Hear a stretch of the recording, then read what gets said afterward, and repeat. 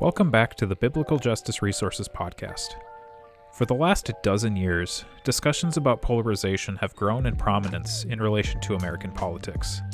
But the effects of polarization, the state in which the opinions, beliefs, or interests of a group or society no longer range along a continuum but become concentrated as opposing extremes, have not stayed in the political arena, or for that matter, in the United States. Across societies, social groups, and even our churches, a move towards these extreme opposing views, assisted by myriad factors many of us have not seen in our lifetimes, has left many people asking, how do we actually understand and address polarization? After recently attending a pair of classes on the topic, I was struck by the ways psychological and neurological factors are far more foundational to understanding polarization than political factors. These internal factors, and the work that goes into our understanding and formation, serve as the basis of our conversation today with our guest, Dr. Ramon Pastrano. Dr. Pastrano is well positioned to speak to this topic, not only as one of the teachers of the aforementioned classes, but through his work in social innovation, transformational leadership, and intercultural competency. Dr. Pastrano is founder and board member of the Twin Cities-based Impact Lives, Inc., and founder of Third Sphere LLC, a center for transformational leadership in organizational culture, change management, cultural competence, social innovation, and entrepreneurship. Dr. Pastrano served for over 15 years as a surgical and medical device consultant and received numerous awards for his work, including the Dr. Act Award, which is given in recognition for outstanding achievement in social innovation. Dr. Pastrano is also a commanding officer in the U.S. Navy Reserve, is a graduate of the U.S. Naval Supply Corps School, and obtained his doctorate in global contextual leadership from Bethel University. Through our conversation today, you'll learn more about what polarization actually means in the U.S., why the church should care, and the internal work we can do to move towards transformation, especially in light of our neurological wiring. Now, if you will, join me for this conversation with Dr. Ramon Pastrano. My name's Eric, and this is the Biblical Justice Resources Podcast. Our conversation will begin right after this. The Biblical Justice Resources Podcast is supported by listeners like you at patreon.com/biblicaljusticeresources. If you're interested in supporting the podcast and helping to resource individuals and the church for the pursuit of biblical justice, please consider giving today at patreon.com/biblicaljusticeresources. Again, visit patreon.com/biblicaljusticeresources to help support the podcast. Now on with the show.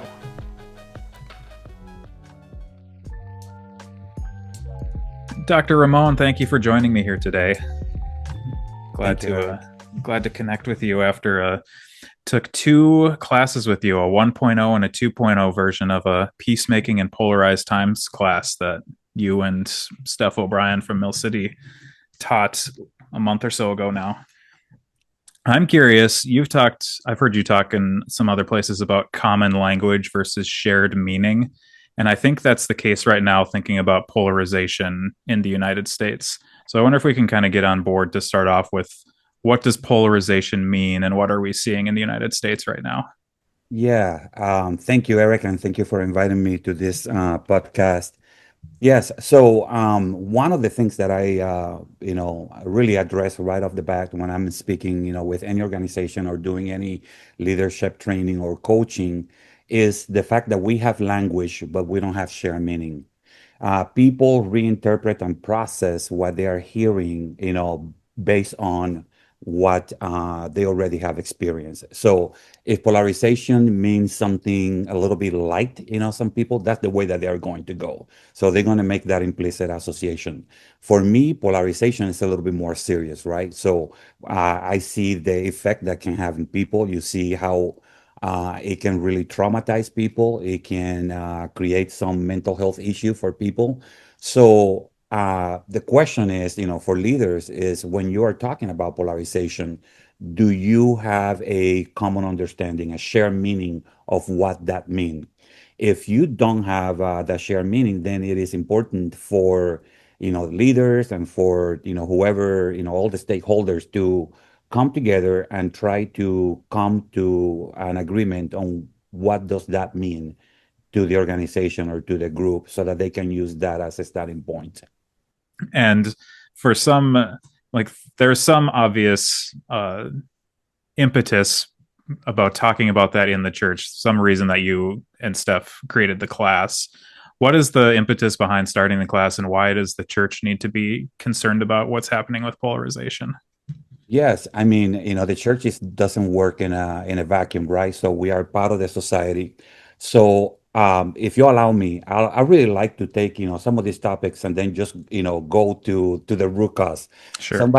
Someone who work in the medical field, and one of the things that I learned is that oftentimes we address whatever is on the surface, and as a result, we begin to put to to addressing those issues with band-aids, rather than to get to the root cause and deal with the problem. So the church doesn't function in a vacuum.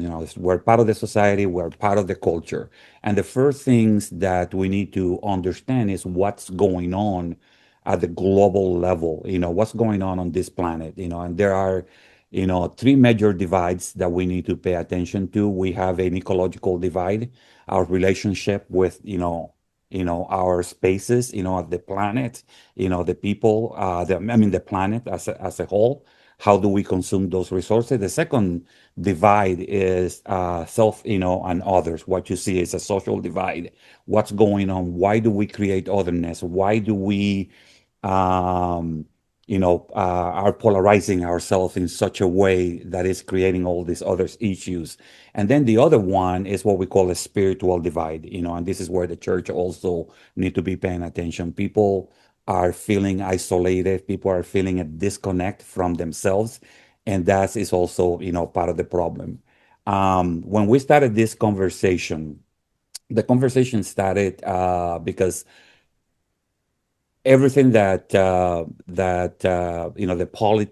political issues that were happening, the racial issues that were happening, but what was more impactful was the data that came from SHRM, the Society for Human Resources and Management. They were tracking prior to the election this year the how much incivility and that and how much polarization that incivility was causing in the workspace. So the first question was, how many people feel that there are, you know, the spaces where they're working are polarized. The second one was, not only do you feel that they're polarized, well, what do you think is causing that? So half the workforce say, yeah, we are experiencing all this incivility and all this, you know, um, bickering and the way that people are, interacting with each other. And by the way, I think we also need to talk about what is incivility, right? These behaviors and acts, that are undignifying or inappropriate or that can create, diminish, the humanity of other people. And oftentimes they can be either psychologically, but they can also have physical manifestation. So it just depends, right? And the level of incivility, what came out of those studies, was that we were experiencing then about 202 million incivilities per day, about 2,000 per second, about 140,000 per minute. And as a result of that, it's been costing this nation about $2 billion per day in lack of productivity, mental health issues, etc. So when you add that, what's going on. I mean, because we all, Christian, we work, we go to church, but we also work, right? We are part of this workforce. But what was interesting to me is this is just the workspace. What about what's going on outside of the workplace? So when you combine that data with the Nielsen data of how much time we spend, on social media or connected to social media, news media, or any other type of electronic media, that's about 13.1 hours, per day as adults. And even, our young people are very close to that, right?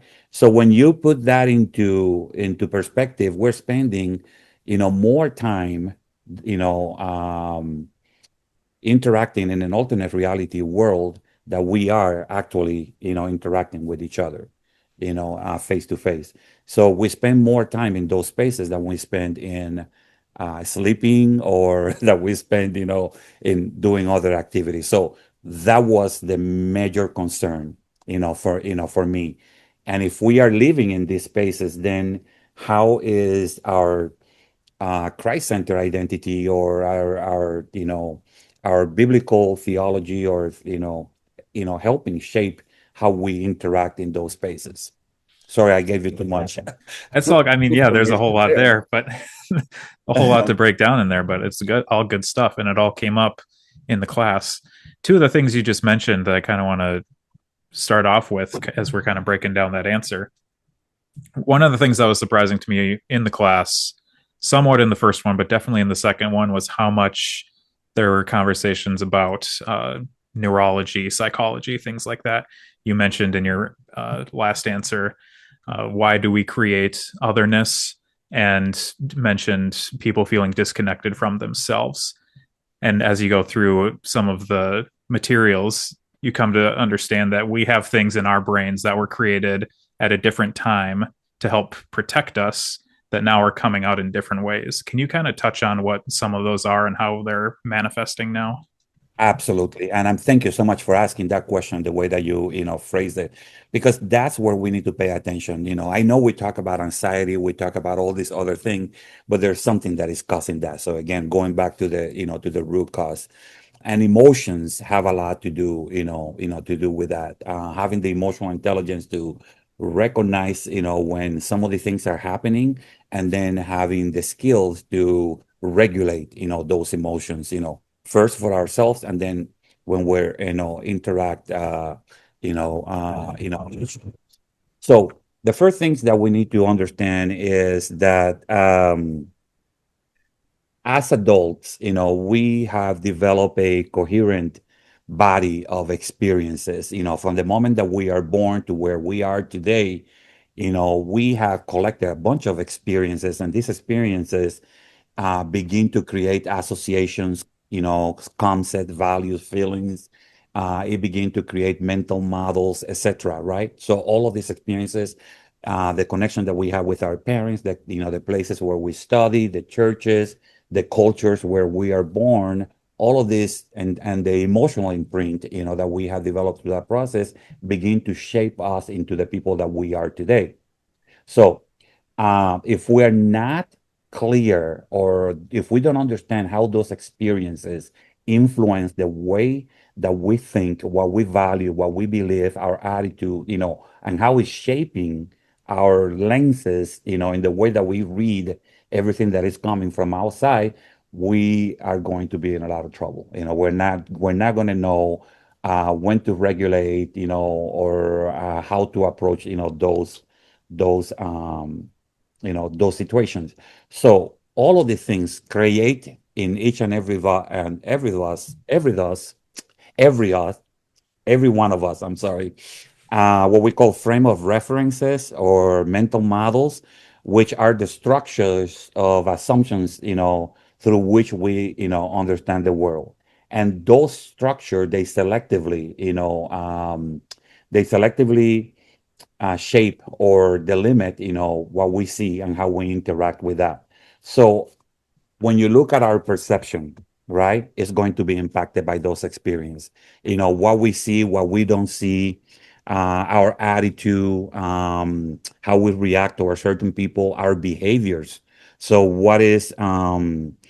how can we be friendly toward one group of people, maybe unfriendly to another group of people? Our attention, to which part of a person are we paying attention to? Am I really listening to you? Am I connecting with you? Through, making good eye contact, the way that we're listening. So, and that was one of the things that came up during the section, how we listen to each other. Oftentimes we're not, we're just hearing each other, but we're not listening to each other. And then, of course, we look at micro affirmation. How do we, affirm, or perhaps don't affirm, each other? But at the end of the day, the leading causes of this, emotional fires or crisis, things that can create, this polarization between us and other people, is what we call us versus them mindsets. This is us, this is them. Dehumanization and prejudice. The way that we treat other people. The way that we may, say certain things that dehumanize somebody, or not recognize the image of God in that person. Failure to dialogue and see other people perspectives. If you remember, one of the things that I always talk about is the difference between debate and dialogue. Dialogue, is finding meaning through words. Fear, suspicion, misinformation, disinformation, jumping too quick into the ladder of inference, leaning into those stereotypes or those implicit association without giving yourself the time to really think or reflect on what is it that you're going to say or do. Self-fulfilling prophecies, moral superiority, all of these things really, create the fuel that light, that fire. And of course, with social media, talking about, the political issues that we're facing, and then all these other social issues are, also the part of the context through which some of these other things that I just mentioned, these leading causes of emotional crisis are manifesting themselves. Yeah. All that brings to mind for me some of my own, I guess, personal work and some therapy experiences, and realizing that there are things that maybe I don't have the tools for or was never taught or trained or things like that. So I think there can be a lot of conversation about what is a person's individual responsibility versus what have they learned. Is this a thing that it would seem in society that we're not learning how to do these things? I think that is the evidence of what we're seeing. What needs to happen in order to learn those things societally? Yeah, I thank you. I was at a National Breakfast Prayer meeting one time in Washington D.C., and I saw Os Guinness, the having just like a little kind of friendly debate with another person. And what was really impactful about that was something that had to do with, your question, rights versus responsibility. And doesn't seem like people are taking responsibilities, for the things that they should have the responsibility for themselves and for their actions. So, um, for example, one of the things that you hear people talk a lot is my right. I have the right to do this. I have the right. Like today, you hear people, my rights, my rights, my rights, my rights. So during, some of my workshop, I ask the questions. I ask this question, and I usually do it this way, to a group of people. Can you name all your constitutional rights? And one person can't do it all, but you hear people, I have the right, we have the right to do this, the right to do, and you hear, and just quickly everybody mention their constitutional rights. And then I follow with with the next question. Can you name your civic responsibilities? Crickets. Nobody, what do you mean? I say, you understand that we have a bill of civil responsibility, you know? So, and what they don't understand is that their rights cannot be preserved unless they execute on their, civil responsibilities. So, this idea of what's happening is again that people are not realizing that they are dangerous when they are not conscious of their responsibility for how they behave, they think, and they feel. We all need to be responsible for that. And we are now, conditioned to believe that I had the right to, to do whatever I want to do. And I'm not taking into consideration that the other person also had the same rights that you have. So if we don't have this concept of responsibility, that my rights really end where the other person's rights begin, you know, that's that's is not going to it's not going to change. So we need to take responsibility for our own behavior, the way that we think, and the way that we feel, and that begin with understanding, having a better understanding of ourselves. This is where emotional intelligence have a very important role. Yeah. I'm curious pairing the conversation about rights and responsibilities with, I need to find this in my notes, but in the packet that we got with the class, you talk about polarization being a force we are all up against. So there's this idea of rights and responsibilities. What does that balance look like? But then also, if we have a force against us versus what we are capable of doing as individuals, it feels like there's a balance there that we are trying to, in some way, overcome the force that we are seeing. What do those balances look like? What does it look like to actually recognize and understand what our responsibilities are in terms of that rights versus responsibilities conversation? But then also, what are we responsible to change when we have, or maybe not change, but what are we responsible, how are we responsible to act when there is an external force working against us at the same time? Yeah. There, yeah, that's a very powerful question. There is a couple of things that, distinction that need to be made. I think before we answer that question, people always say, I don't have a choice. You hear that a lot, right? Yeah. Whenever you have this pressure, this external pressure, oh, I don't have a choice. Well, I have no choice. Well, the reality is you always have a choice. You always have a choice. What happens is your options might be limited. So you see the difference between options and choice. Your options may be limited, and that's an issue. That's an issue in itself. Okay. But what about your choice? You always have your choice. Always. What happens is that people don't like to exercise their choices when it will cost them. And oftentimes that's what happens. Doing the right thing, acting in a responsible way, it will cost you. It will cost you perhaps, friendship. It will cost you, perhaps, maybe power and influence. It may cost you something. Exercising your choice will cost you.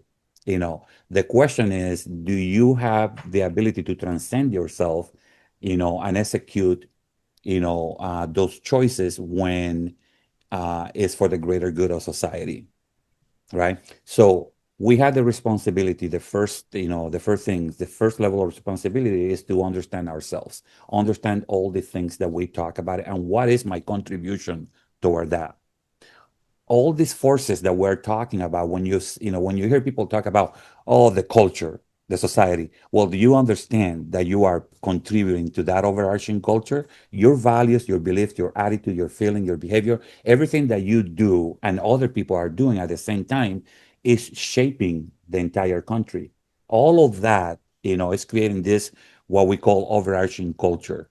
And this overarching culture, not only we're shaping it, but it's also shaping us. So it's a constant movement. We shape the culture and the culture is shaping us. So culture, dynamic, right? Non-linear, always evolving, also always changing. But we are also contributor. So people talk about the system. Oh yeah, the system is due, the system is that. But guess what? You are part of the system. And you are a member of the system. So what can you do as an individual, to transform the system? The first thing is we need to make the system see itself. What is going on? So polarization is one of those things, right? Racial inequity is one of the things. And I appreciate the fact that you are doing a lot of work in justice.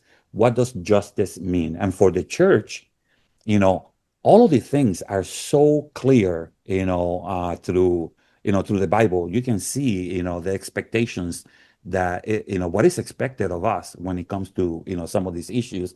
But people seems to be taking more from what the culture, whether political and there's, ideologies is bringing, than taking the biblical perspective of that. It is very clear.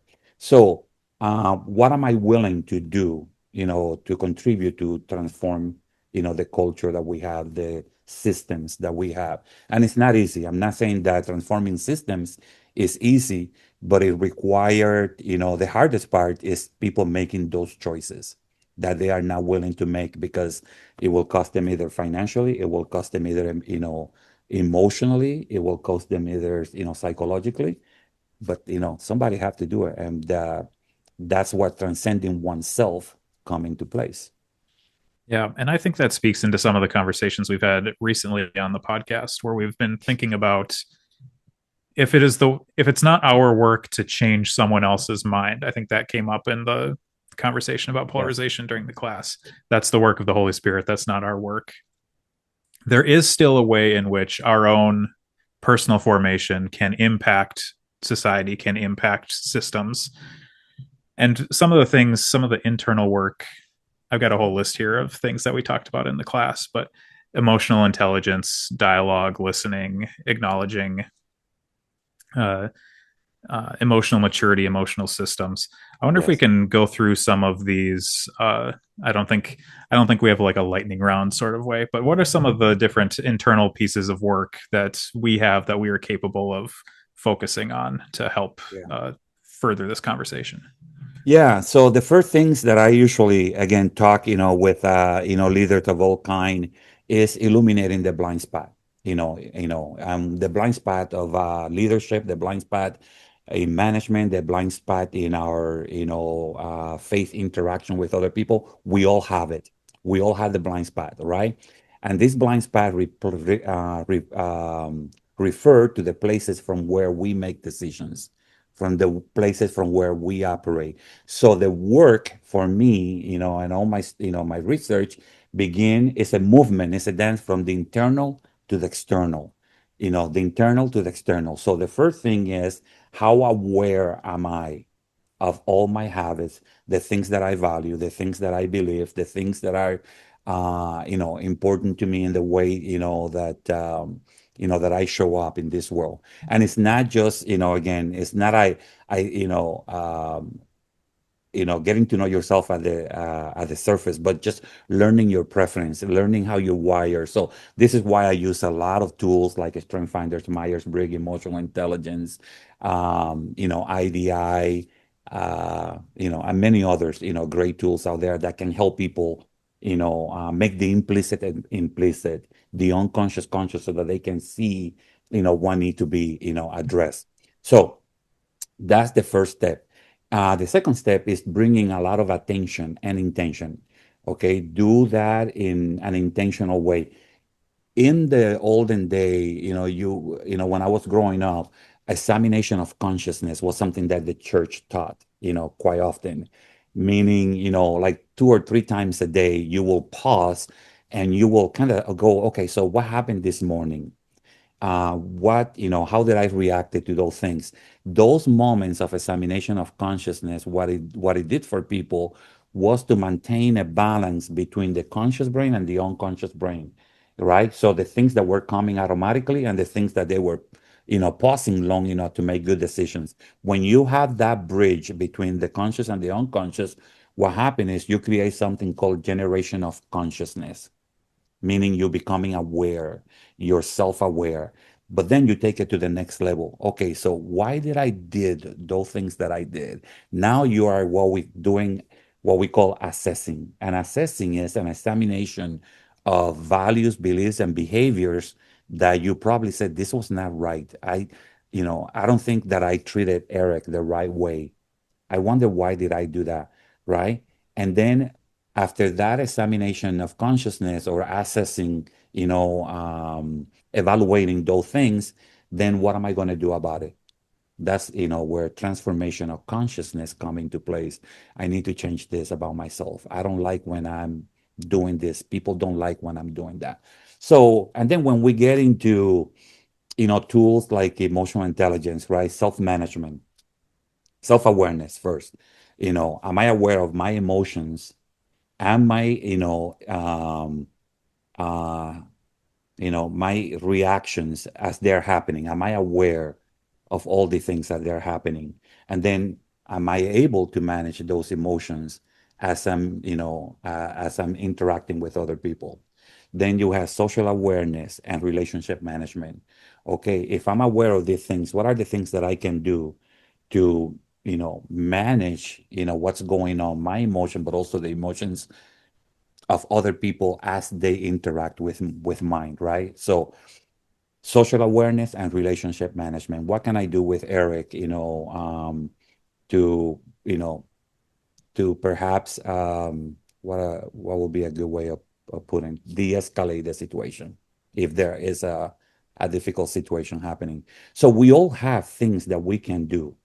And to your, to summarize some of what you just, asked, there was something that I think I'm trying to remember who said it, but it was very well said.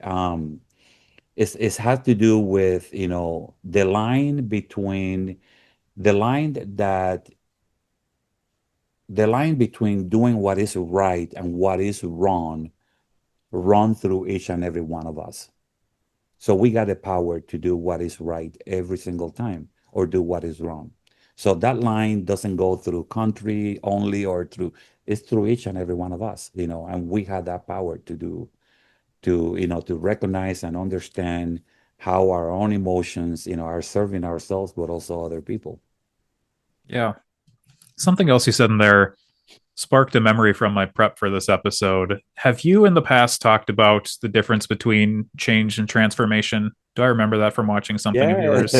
Can you maybe talk about what this difference between change and transformation? Because it felt Yes. like I just had a conversation with Justin Giboney and we were talking about change and the goal is not change for the sake of change. So what is this Yes. difference between change and transformation? Yes. In simple term, change is doing things differently.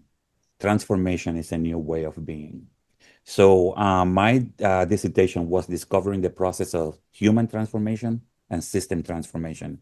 And what I realized is that people use change and transformation interchangeably, and it doesn't mean the same thing.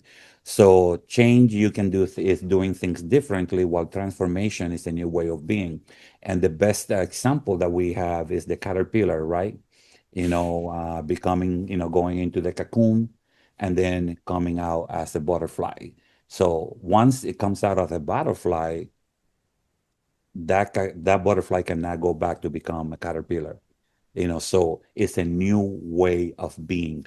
But the cocoon represents something. I call it uh, oh, the crucible. Yeah, the There you go. crucible. The crucible is this, it's almost like a cauldron, right?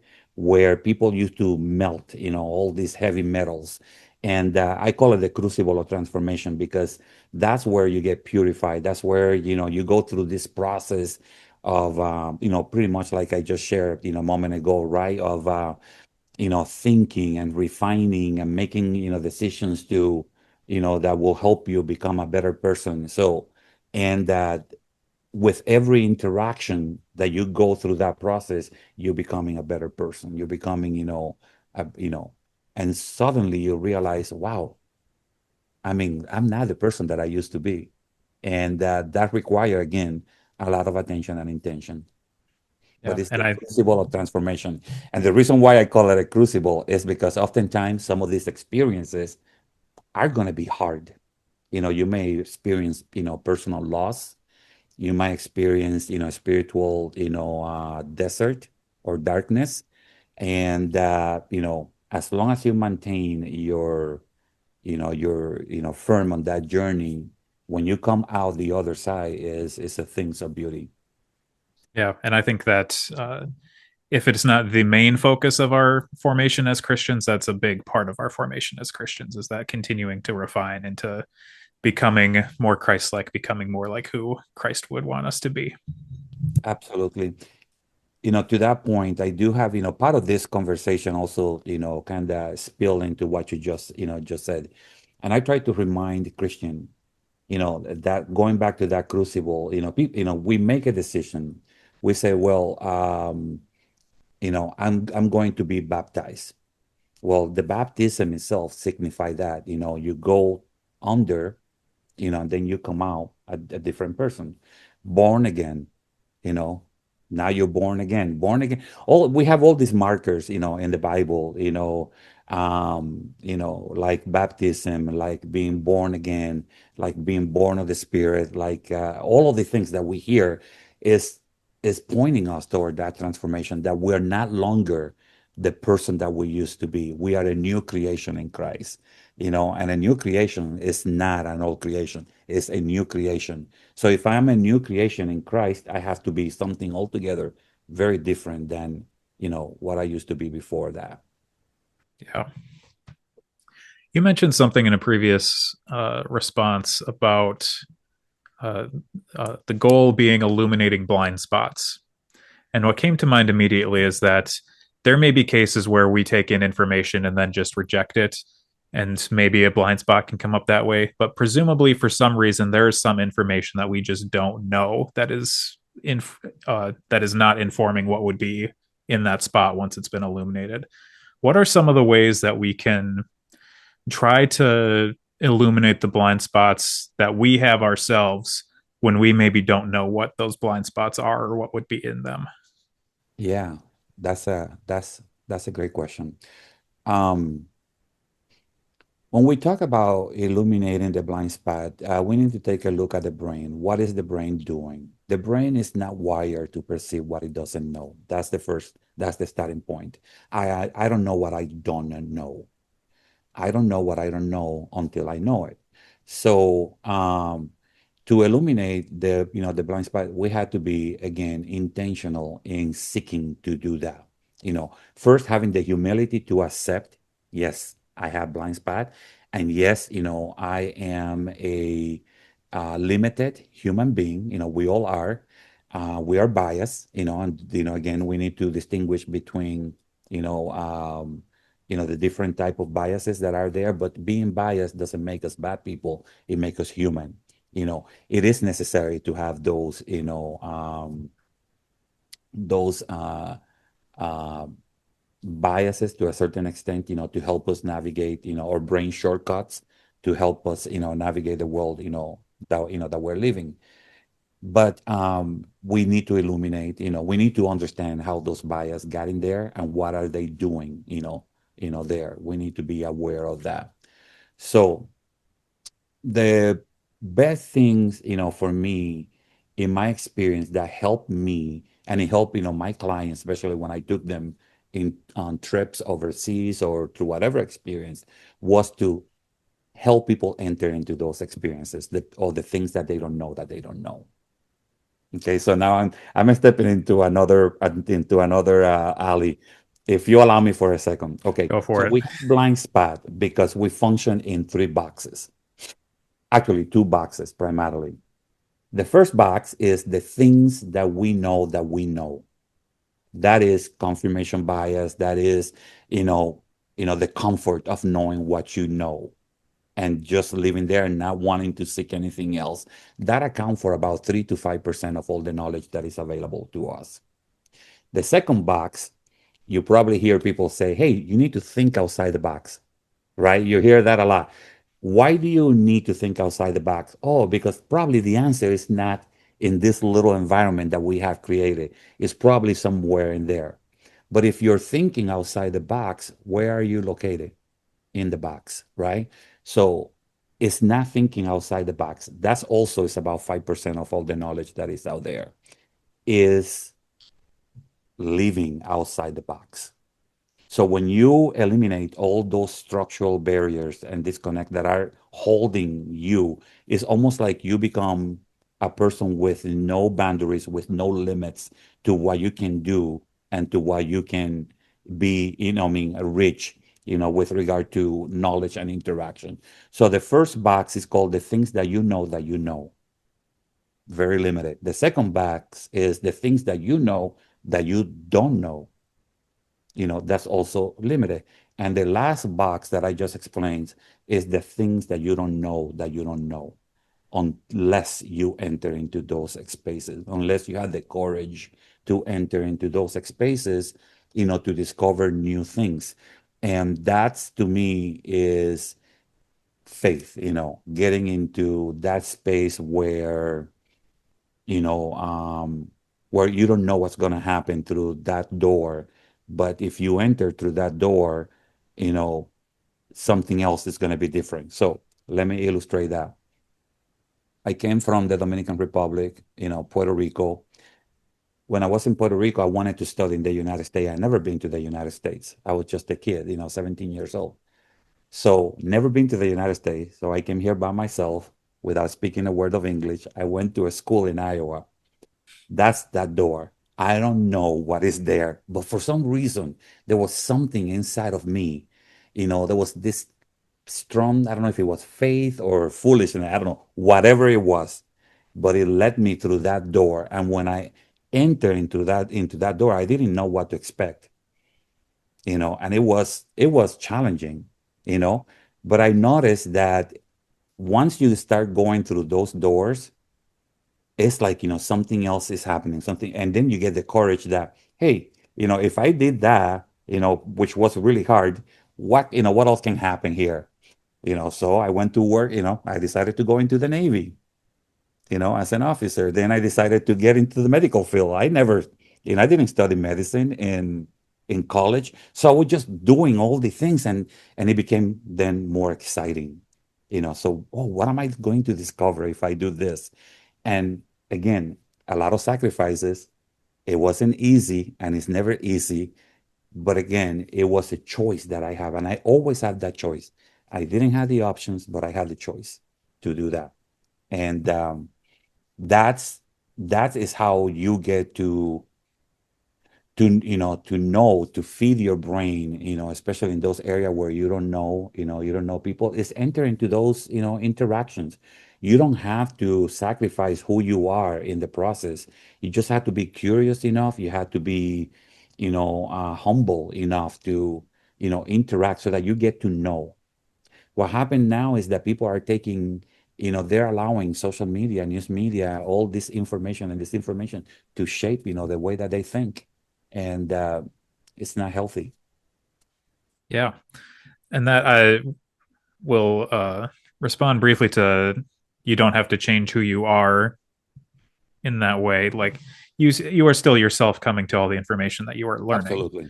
And again, the goal is not change for the sake of change. We're not just changing because we learned something new. We're still taking in the information. We still have the ability to test that against our beliefs and understandings. And hopefully, if we find something new that we discover is more in line with what we know or what we believe or our, for Christians, our faith tradition, hopefully we would have the ability to change and adopt or transform and move in a That's the different word, direction. adaptation. Yeah, you're Yeah. you're, you're right. It's adaptation, and it's that evolution that if you and I having a conversation, there's something that I don't know about you, and I come with this limited information about Eric. And now I have this interaction with you. We talk about it. Now, when I leave that conversation, I'm going to have a different understanding of Eric and my conceptual ability expanded. So you never lose. You're always expanding, expanding. And that is the slow work of transformation. Yeah. But when we think about the safety of the knowing what we know and staying inside of that box and add on what you just mentioned about social media and our interaction with social media, one of the things I've heard you say is that people are no longer interested in truth. They're more interested in finding people that think or act or behave like them. And that brought up a question for me about whether you have seen that as true across demographic groups. So, whether that's across racial and ethnic groups, whether that's across generation, whatever sort of demographic groups you would think of. Is that holding true for across the board? Yeah, unfortunately, yes. Used to be that those elements, that I share, with you before, your parents, your education, your faith, used to be the most powerful, experiences in shaping you into the person that you are. Now, social media is more powerful than all of those combined, right? When social media, or the groups that you are part in social media is telling you that this is how things should be, and you begin to internalize whatever that piece of information is to the point where it becomes truth to you, then that's become, something that you're always going to lean on, to make any given, decisions. So now, when I said that people seems to be no longer interested in truth, um, it's because again, there's a lot of fear, fear of losing the support of the group that you belong, to, or the other. I call them the digital tribe. Usually, if you're talking about social media, You, we all, you see, this is difficult to answer because you have to, you have to go back to the beginning. What is it? What is the root cause? The root cause is belonging. We all want to be part of something. We don't want to be, the other. So therefore, what happened is that when our thoughts or what we think is true is challenged, that psychological safety, that emotional safety is like somebody pulling, a rug under our feet, and we begin to fall. So we want to hold on to that. I give an example of what happened to me when I came here. And I came here, I was told, in Puerto Rico, certain thing about a particular group of people. And I believe it. Not only I believe it because it came from a person that I respected, but also a person that I love, that I was, close to me. So that piece of information was attached to two emotional components, right?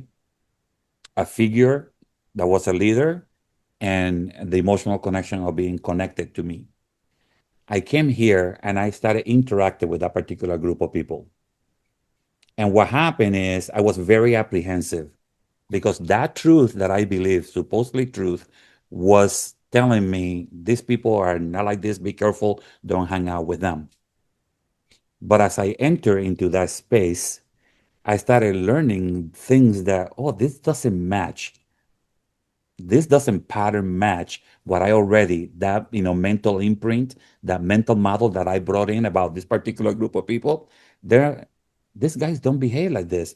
And I'm learning. And I'm like, okay, so now that piece of information that I got begin to lose power and begin to, to lose influence. So it goes from 100% now to 75%. As I interact and discover more things, now it's 50%, now it's 25%. And then you just go, this was wrong, what I was told. So now what, that whole process, you go from, the things that you thought that it was truth, now to understand that these things, was a misinformation about this particular, and it was somebody else experience, supposedly, or perhaps that person wasn't that, that person experience. It was something that he heard or she heard about, this particular group of people. And that is happening today. It's happening across generation. It's happening across all ethnic groups in here. Is what the human brain does.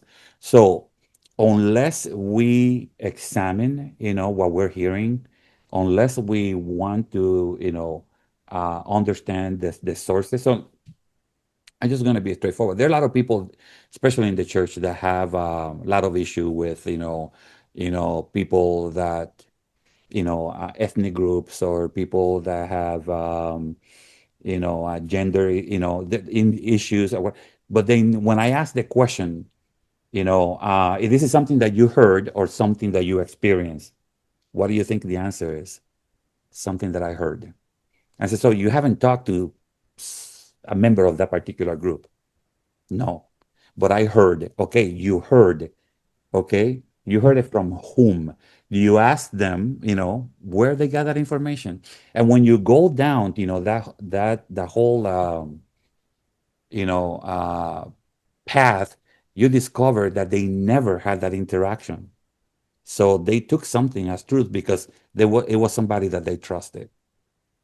And suddenly, there is a whole life, of years, believing that somebody or that a particular group of people, you know, are this, whatever, was the stereotype or whatever was the prejudice, then to realize, oh my goodness, how wrong was I, you know? So it's really sad.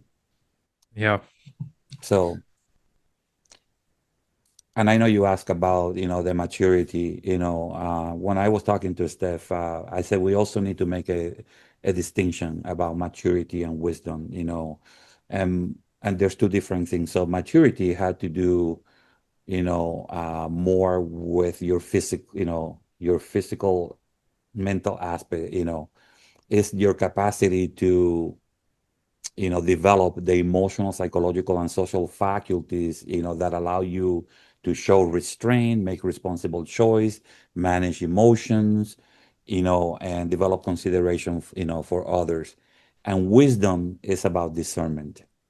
It's about the ability to see, beneath the surface, below the iceberg, understand the complexity that create, this, system you know, of inequities and disconnect, is finding, truth, and make choices that align with the deeper truth and purpose that, that we're supposed to be here for.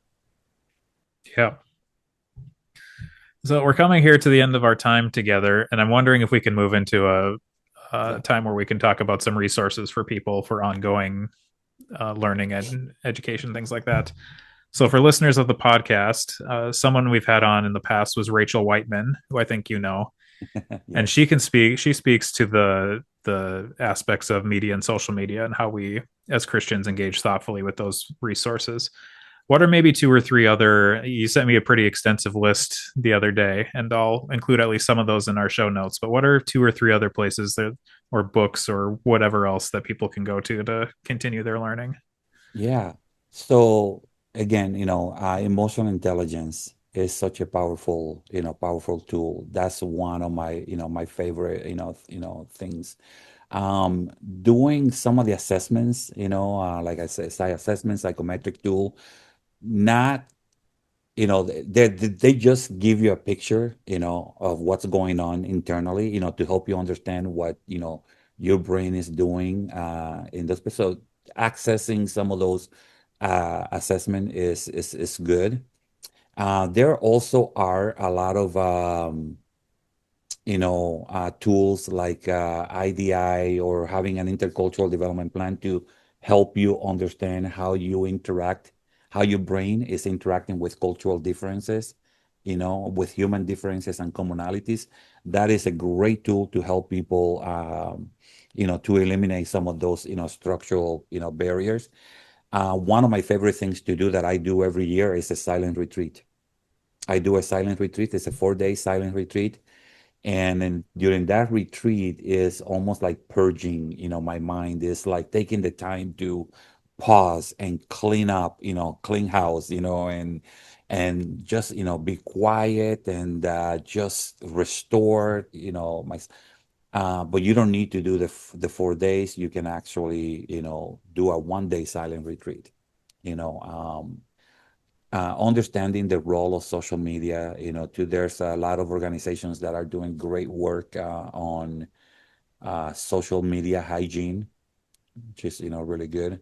Braver Angel is one of my favorite, site on how to have this depolarizing conversations. One podcast that I also listen to is The Hidden Brain, and that's because you know, they not only they provide a lot of good content, but also they also provide, good uh, resources to, where, people can go to get a little bit more, you know, more savvy in, in navigating some of those issues. Yeah, That's a there's so many. there are so many. I think your list you sent me has 20 books on it, so All right. some And folks that are was going to just have some reading to do. yeah, you don't have to read them all. I mean, it just, like little, little pieces. I mean, some of these websites, they just, they have toolkits, you just have to be willing to go and do the search. Yeah. Well, I will have to do that for myself as well. And maybe also a silent retreat for myself. When you said 4 days, I was like, it probably would take me that long just to come down off of all of the time I spend on devices. So, Well, and a lot of people also will say, oh my gosh, I cannot be silent for 4 days. But I will tell you, guarantee you, it's always the same result. Oh my goodness, I cannot believe it. I don't even want to go back home, or I don't even want to go back because it's they discover something that they haven't had for a long time, and that is, time to be with themselves. yeah. Well, thank you, Dr. Ramon, for joining me today. I enjoyed this conversation really quite a bit. Thank you, Eric. Thank you for listening to the Biblical Justice Resources Podcast. This podcast is hosted, produced, and edited by Eric Beck. To learn more about how you can be resourced for the pursuit of biblical justice, visit our website at biblicaljusticeresources.com.